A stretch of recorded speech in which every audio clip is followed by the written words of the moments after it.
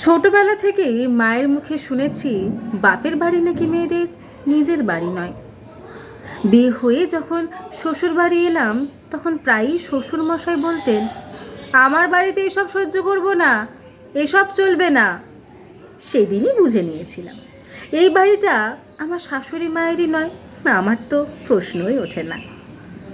আমার বিয়েতে পাওয়া গয়না বিক্রি করে আর কিছু লোন নিয়ে আমার স্বামী ফ্ল্যাট কিনলেন। আমি মনের মতো করে সাজালাম, ভাবলাম আমার বাড়ি।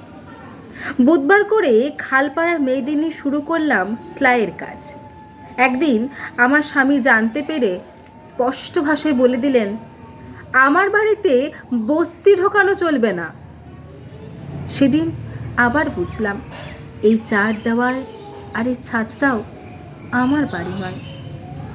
তারপর একদিন ছেড়ে এসে বলল, বাবা তো নেই, এবার এ বাড়ি ভাড়া দিয়ে চলো আমার বাড়ি।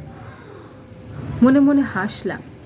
তারপর একটু থমকে কাউকে কিছু না বলে বেরিয়ে পড়লাম। হয়তো নিরুদ্দেশের বিজ্ঞাপন বের হবে, কিন্তু জানেন আমি নিরুদ্দেশ নই। আমারও উদ্দেশ্য আছে। আমি আজও আমার বাড়িটা খুঁজছি।